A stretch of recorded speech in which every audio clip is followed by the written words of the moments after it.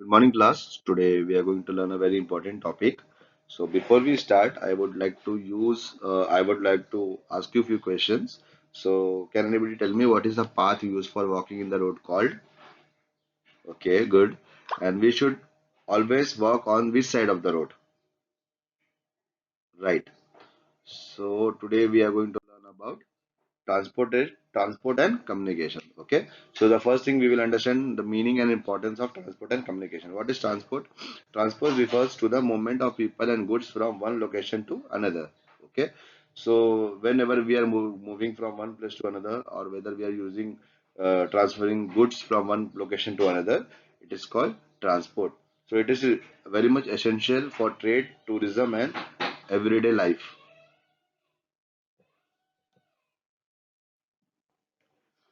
And communication, what is communication? Communication allows people to share information, ideas, and emotions with each other. It is essential for building relationships, conducting businesses, and spreading knowledge. So, whenever we share our thoughts and ideas and emotions with someone, it is called as communication. Okay, so far it's clear what is the meaning of transport and communication. If anybody is having any doubt, can ask me. So, modes of transport. There are three modes of transport basically we will understand today. It's land transport, air transport, and water transport. We all know land transport, car, trucks, trains, and bicycles are examples of land transport. These modes are often used for shorter distance and can be very convenient. Okay, road, railways, we know which is where land is used for transportations, and these are the vehicles which run on examples of land transport. Then we have air transport.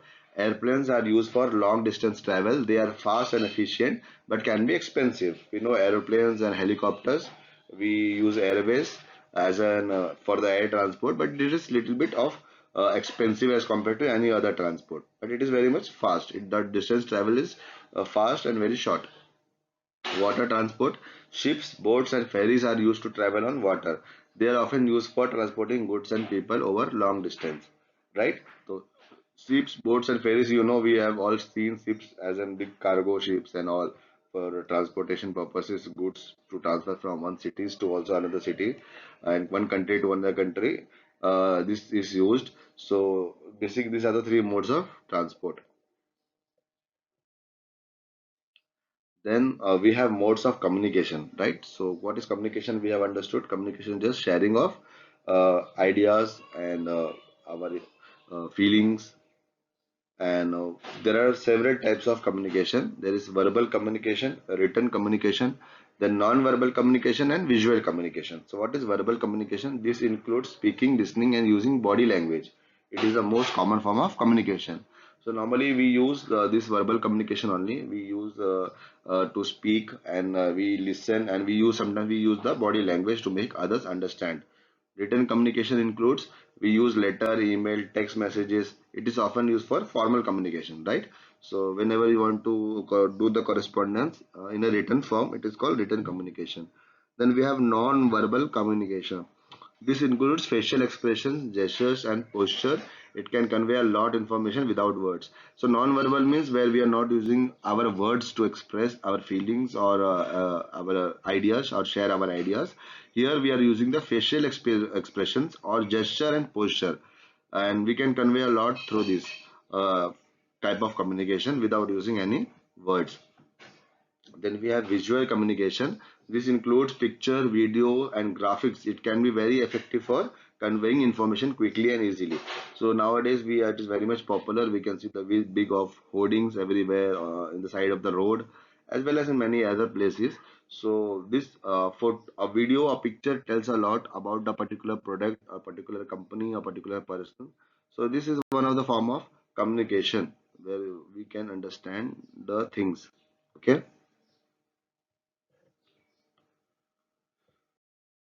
Impact of transport on society. So what are the impact of transport on society? The first thing is if the transportation is good, then there is a economic growth.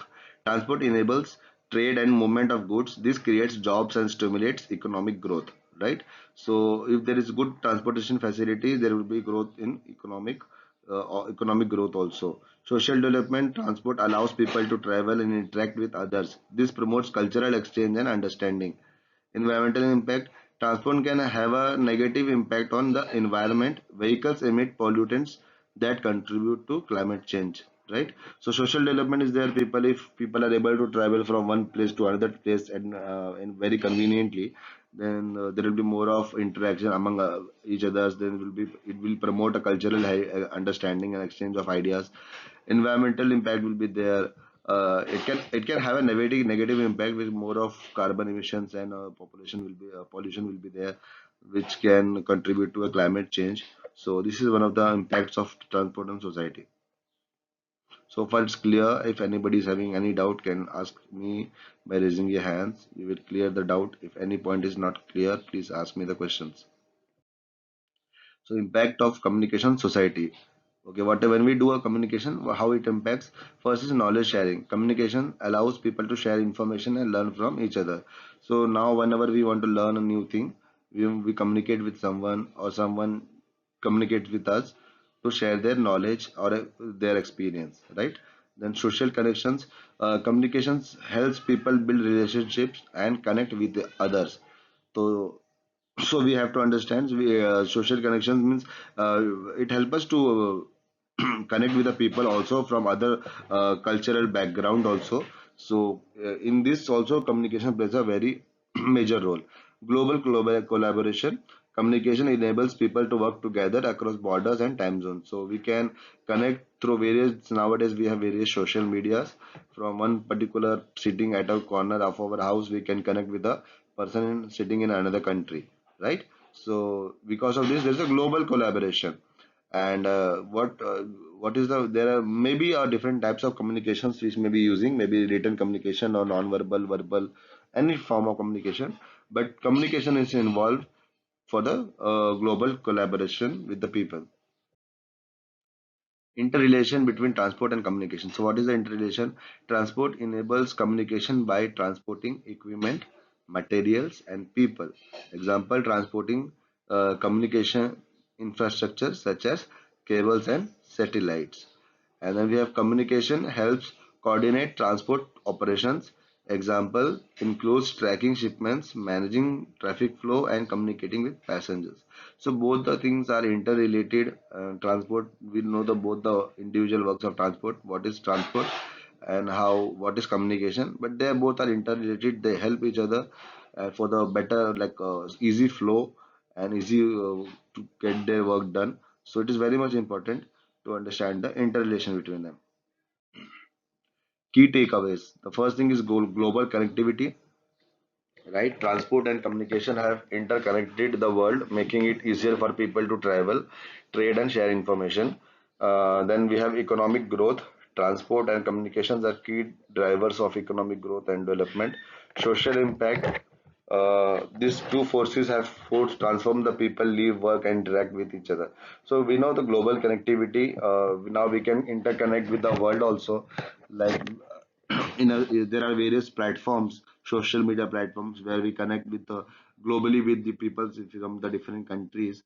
So and this is only possible because of transport and communication. If there is a better transport facilities and good communication platforms are there, then we can connect globally, right? Economic growth. If the transport and communications are the key drivers for the economic growth, right?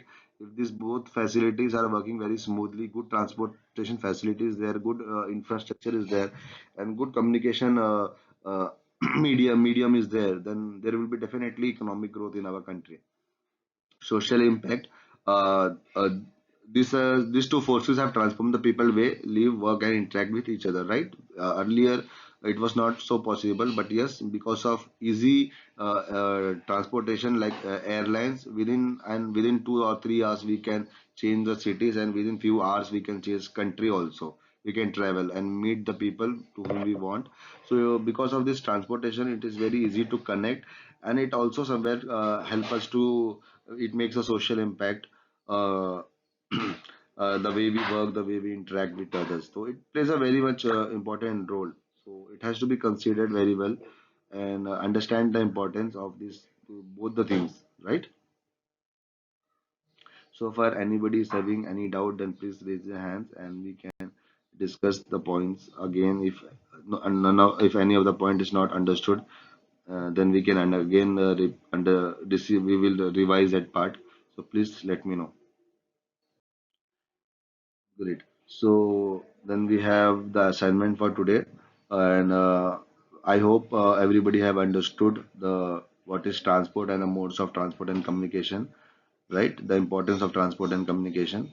So do one thing, write the first question for the assignment, which is write the different modes of transport and communication. Once again, I will repeat, write the different modes of transport and communication. And write the second question, write the impact of transport and communication on society and economy. Okay, this also we have discussed today in our today's lecture. So, I mentioned this thing also. Write the impact of transport and communication on society and economy. How it is impacting our society and economy. How what role it plays. So, I believe we have very well understood the points which we have learned today. So kindly write these two questions, and in the next class we will be discussing all these things, all these points which we have understood today, and we will have a revision again. And according to your answer, we will understand how far you have understood, and we will discuss it again. So once again, if anybody is having any kind of doubt, then please ask me. The chapter is very easy to understand and very much important also. So please ask me if you have any questions. If not, then please write the assignment questions for before the next class we meet. And when we will be meeting in the next class, we will be discussing once again all these things and discussing these answers also. So please revise it, and thank you very much for the class.